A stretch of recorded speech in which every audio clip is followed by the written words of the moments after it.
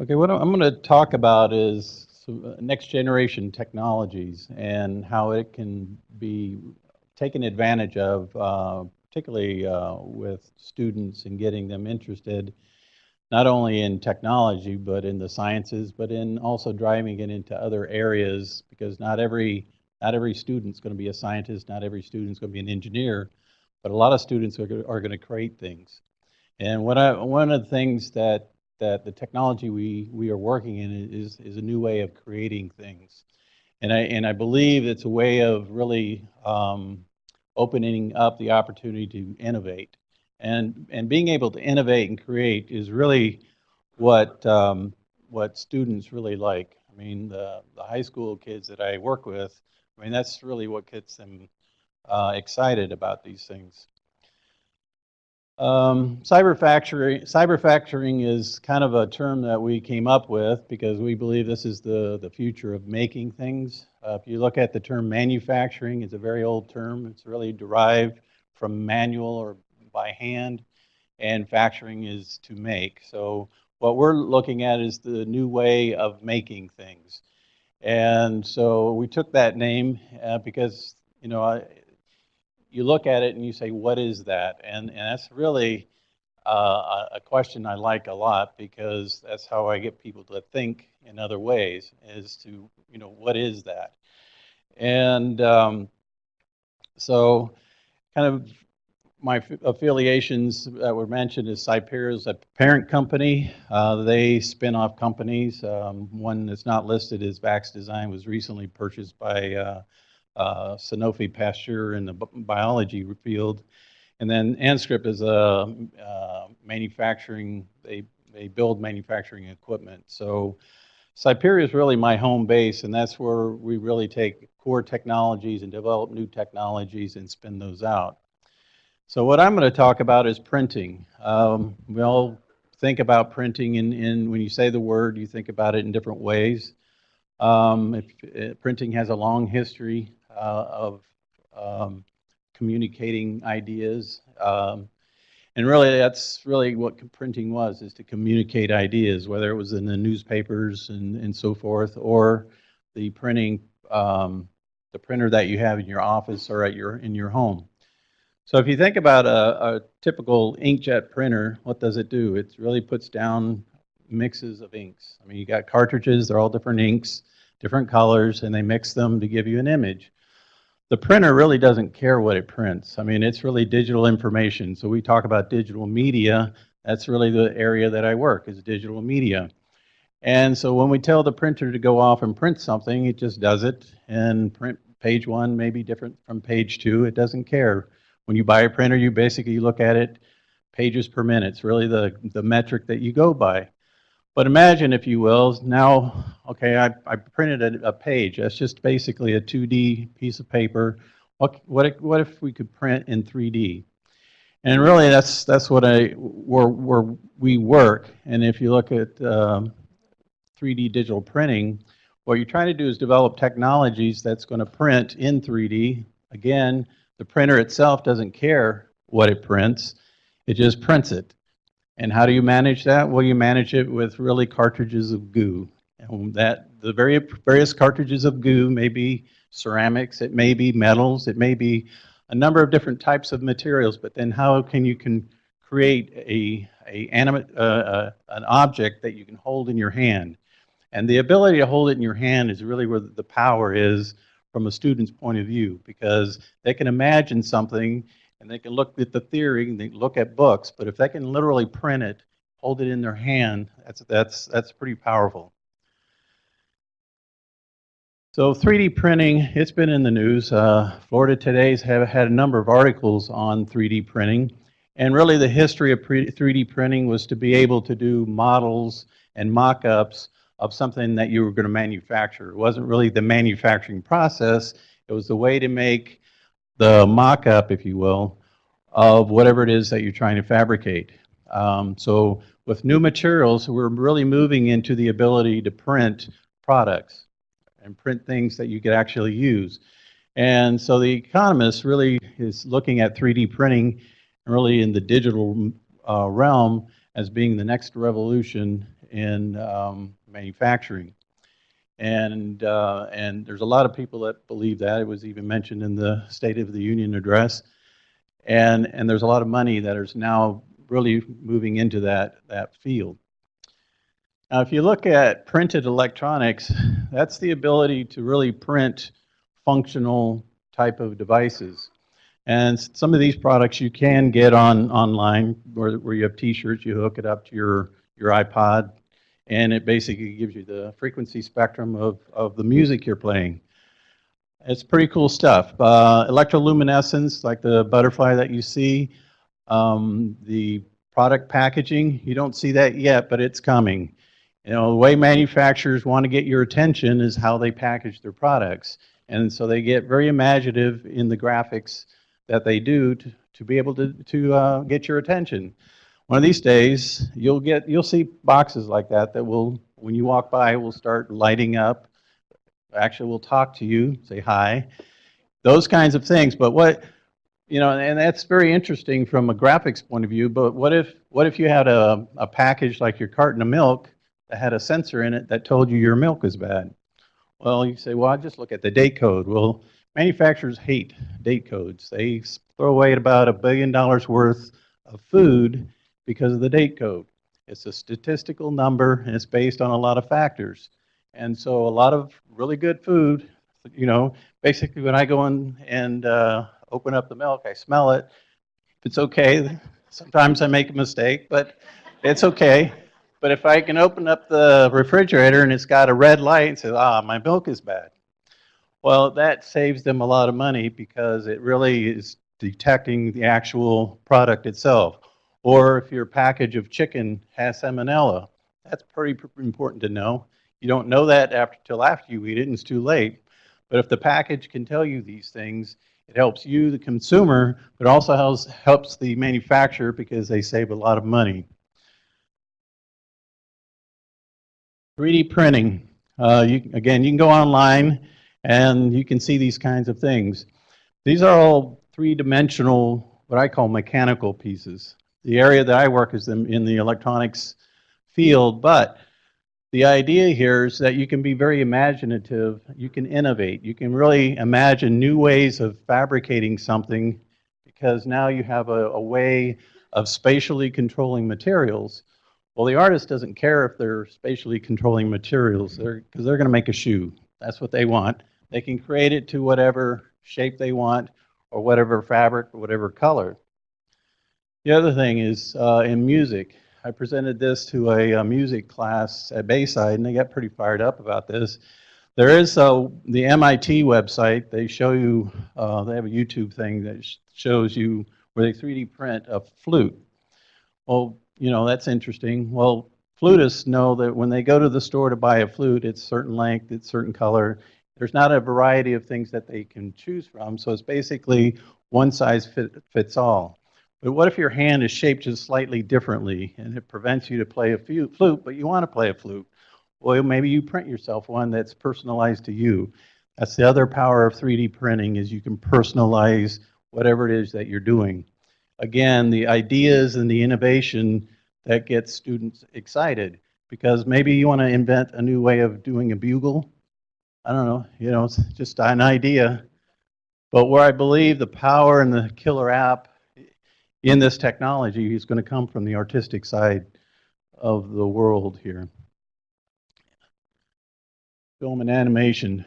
A lot of your newer animated films, they actually 3D print the characters. Because the old way of doing it is they do clay models. It's very time consuming, very expensive. They're on schedules. They don't have time to innovate so much because they got to get it right the first time. But if you could 3D print it within a few hours, then you can kind of play around with some new ideas, new ways of thinking, new ways of innovating. But then at the end of the day, you come up with a pretty interesting product. So the other area is medical. This is a big area. Think about prosthetics. You know, a lot of prosthetics that you see are very mechanical, metal-oriented type things. It's not very aesthetically appealing to particularly the person that's wearing it. So imagine, if you will, with the lady up upper left here, she wanted something more aesthetic. So you actually 3D printed the prosthetic that's a little bit more appealing, and it's personalized to her. Again, personalization. The man at the other corner, they 3D scan his right leg. And then they take that image and print his left leg. Again, you're able to, it's still mechanical, but they're able to at least match, and it becomes not obtrusive in a visual sense, so they feel more comfortable with that. 3D printing skins, you can go to a lot of dentists now have adopted 3D printers and can print your teeth. Again, personalized to you. Very hard to manufacture that way. They basically have sizes and they kind of fit you in somewhere. They're not very comfortable necessarily until everything kind of moves around. But they can personalize to you. I work with University of Texas, El Paso. They do a lot of, they take MRI images, x-rays, and I had an example, I don't have it with me, but they had a patient, the surgeons come to them, they had a patient that had a tumor in the jaw. So they basically took these images and were able to print the jaw, print the tumor in a separate color. So the jaw was clear, the tumor was red. So the surgeon now has something to hold in their hand and do surgical planning. Something very hard to do just on images. This is something that's real, they hold in their hand. They can also see where the tumor is going. So they can go in and clean it out. And oh, by the way, they have a digital image of what the hole is, because that's where the tumor was. And you go print a ceramic scaffold that gets inserted, as opposed to pulling bone from your hip for replacement, and then basically a graft. So it's really interesting, powerful technologies. So when I show students this stuff, they get very excited, especially this one, because this is a bald eagle that somebody decided they want to shoot. He survived the attack, but what they were going to do is put him down because he couldn't eat, he couldn't drink, he had to be hand fed because he didn't have the beak. He couldn't groom himself, and so it was a 3D printing company was made aware of this, and they actually then 3D printed the beak. They attached it. It's still under captivity, but it lives. It's able to drink, it's able to eat, take care of itself. So again, but the 3D personalization to the eagle was pretty important to the eagle. Again, students see this stuff, they get very excited. Disney, they're playing around with 3D. You can go in with their new Star Wars attraction and get yourself scanned, and then you can carbon freeze yourself. So while you're out playing, they'll print you out an image or print you a souvenir that you carry out with you. And they do the same thing with dolls. You can actually have a facial scan, and they put your head on a doll's body. So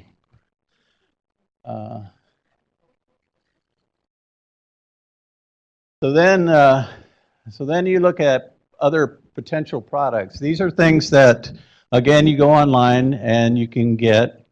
There's websites called like Shapeways and other places where they have downloadable 3D software, and you can kind of design your own little 3D widget, print it, and they actually have a storefront that you can sell your products that way. And a lot, you point that out to these kids, they get pretty excited, and they start designing things they never imagined they would have designed. They're doing CAD drawings that they're not really thinking about, I'm having to learn CAD. No, they're thinking about, I get to print myself one of these things. And that's really what they get excited about. Okay, printed circuit structures.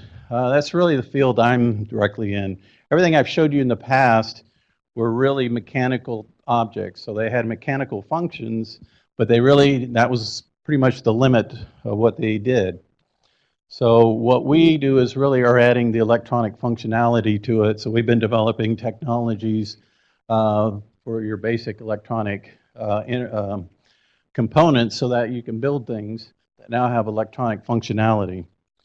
These are some examples. Unmanned air vehicle wing structure, where you basically print the wing, print the sensor that's on the wing, and so it can basically measure what's going on with it.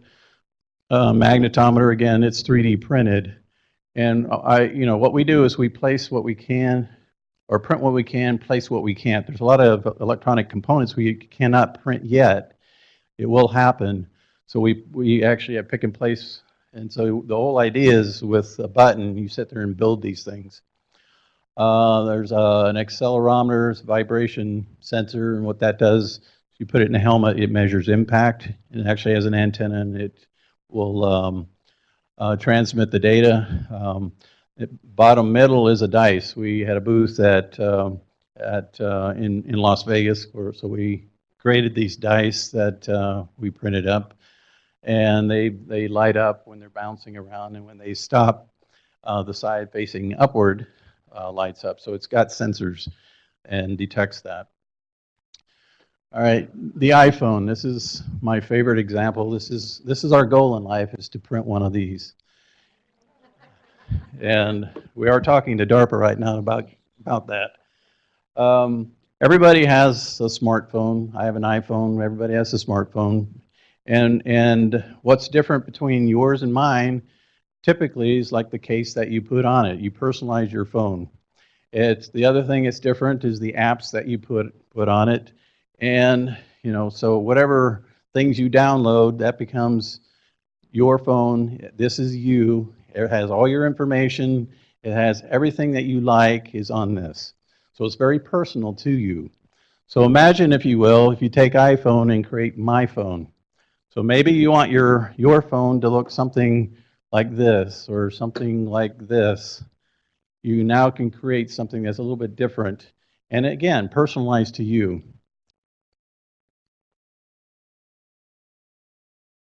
So how does this play into what I do at the high school?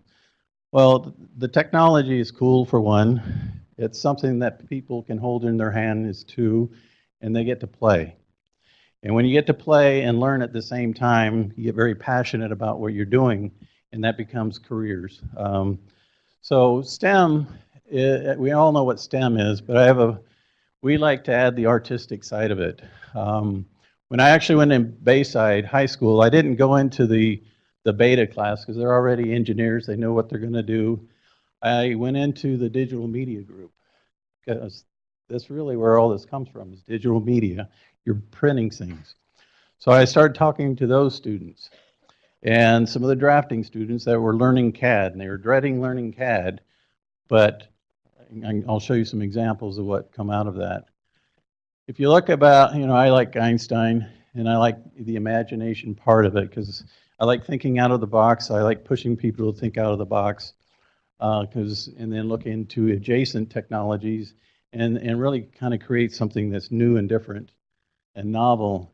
If you look at history, a lot of innovators were artistic. Da Vinci, his only limitation was the manufacturing process and the materials available. His limitation was not in his mind.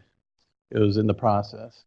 So we get into 3D, we're now being able to pull out some things because you're now being able to fabricate stuff you've never been able to fabricate before, because now you control spatially different materials. Again, the students don't know what spatial is yet, but they're learning. And but what they do care about is what prints out of the machine. This was a group of students that, this was the first group that I worked with, and they were the ComTech class. And one of the things that they had in their classroom is a screen printer. Well, what do they use screen printers to do? They print T-shirts. So people come in, they can order T-shirts, and they do the designs, they do the artistic side of it, and they would silk screen T-shirts. And they also use the digital inkjet printers to make posters. And so they do a lot of graphics things. So I said, well, what if you could animate your poster? And they said, what do you mean? I said, what if you can make your poster light up? And the software they use is Adobe Illustrator. It's not an engineering design tool. It's a graphics tool.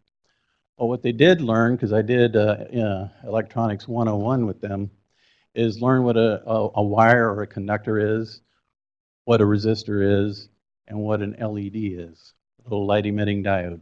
That's all they needed to know, and a battery. That's all they needed to know. But what can they do with that? They can light up their posters. So what they ended up learning how to do is draw conductor layers. So they were talking about, here's my graphic layer, here's my conductor layer, and so forth. And you know, they just knew enough to light that LED. But what they did do is create this poster that showed how they made the poster. So Bayside Bears is their mascot, so they did a graphic bear, and the bear did each part of the process as they get to the end. Well, we had little LEDs that follow the footsteps, and it got animated, so the LEDs light up. And then I took them to IMAPS, one of our conferences, and they had a booth, and they were able to display this thing and really talk to practicing engineers. And these are artists, but they were getting pretty fired up about a new way of doing graphics. Because one of the things you'll see is a lot of graphics companies will be converting into electronics companies. Well, the graphics kids, students, they don't know that, and they don't even know what the electronics is about. They get exposed to that. They can go to a graphics company, and when they're moving into this technology, whether it's the packaging or whatever, they have a handle, or at least a basic understanding of what the technology is about, and they can move as the technology progresses. Okay, this one, they have a 3D printer. It prints plastic, and so you know, again, they were just making mechanical parts, and I was going to bring that with me today, but it was spring break last week, so I didn't get there in time. So, but what you have is a roulette wheel, and then we created a circuit. You know, there's a lot of apps out there. You can download circuits that do certain things. So they downloaded one, and then they did the circuit board, and then they used a 3D CAD tool and then designed the roulette wheel. And then we added the circuit board, and when you hit the button in the middle, lights basically give you the illusion that it's rotating, and then the light stops at a number. And so that was pretty cool. I took them to a conference, and they were able to show that. The student that's standing there, he was a junior at the time, got an internship that summer at Harris, because we had Harris people showed up at our booth, and it was a paid internship for a high school, which is pretty good. His teacher, before we all started, she said she didn't know what to do with him. He didn't have any direction, didn't know what he wanted to do in life.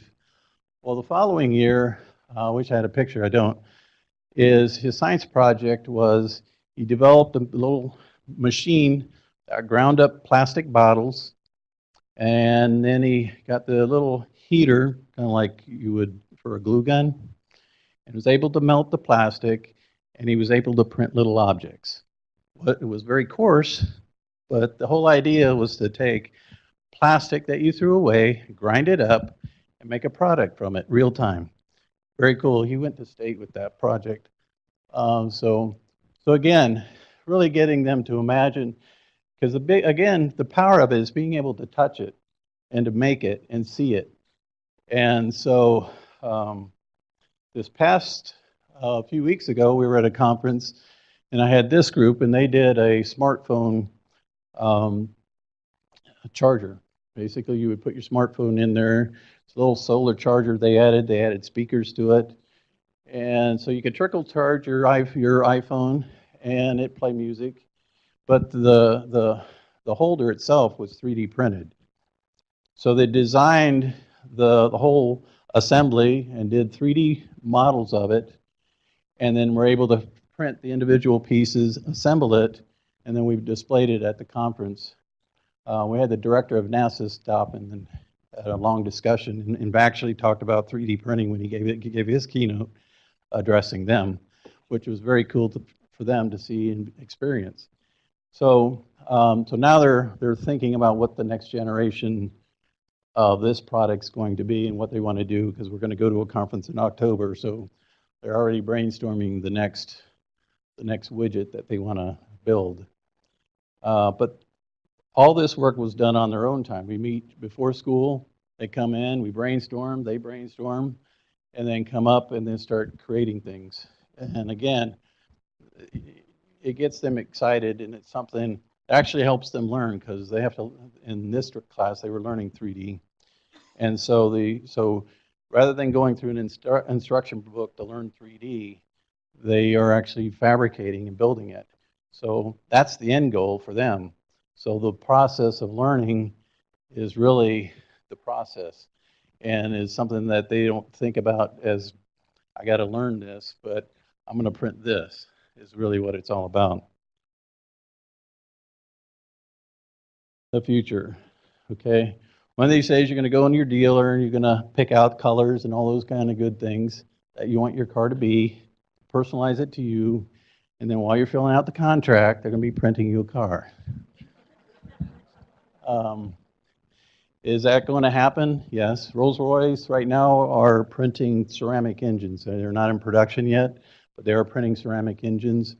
Boeing is doing a lot of 3D printing in pieces of their aircraft. I work with them on a few things where our goal is to print the little micro with embedded sensors and all those kinds of things, and literally print the whole device. So that's where we're going. And this was a conference that was a few weeks ago. That was the one that that they took the iPhone charger to. You can see the keynote was Director of Engineering out of NASA, who spent some time with them. And then I have another conference that I'm heading up, which is in May at summertime. Students are always talking about attending this, and this is summertime, so they're going to take some time out of their fun activities and go do this. So, and that's it. Any questions?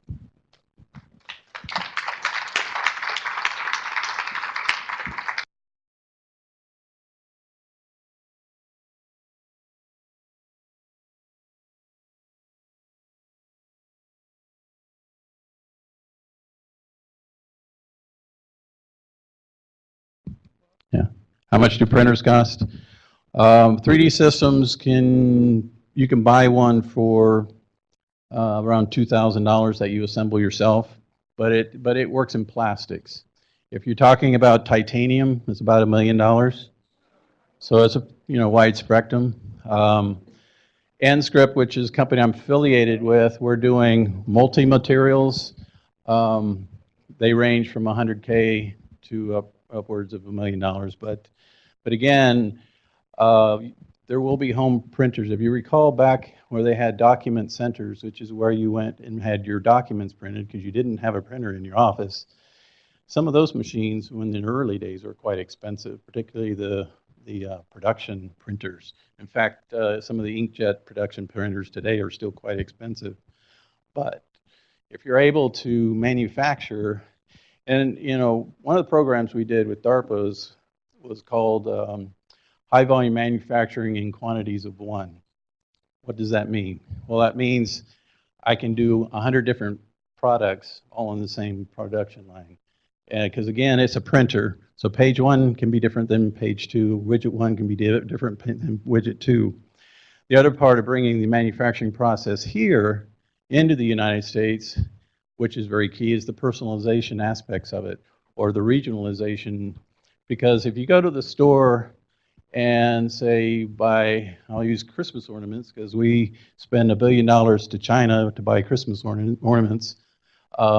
You go in, you pick the colors they have on the shelf. If you can imagine printing whatever it is you wanted, your alma mater as a bulb or an ornament, you could do that. You can't go to China and do that because they only build lots of page 1s, is what I say. We want to build multiple pages, so that's where I think the power of the technology is important for this country. So, yes, like the one student took plastic bottles and ground them up, melted them, and then reprinted with them. I mean, there are certain limitations on some plastics because they degrade. That's why some of the product packaging, they have those little numbers on that are molded in. It tells you what can be recycled, what cannot. And it's really the degradation of the materials. But in general, yes, titanium, you grind it down to powders and you can reuse titanium or aluminum, copper, those. That's the other thing. We say it's green. It's a green process because you're printing what you need, not taking a big block of metal and machining away what you don't need.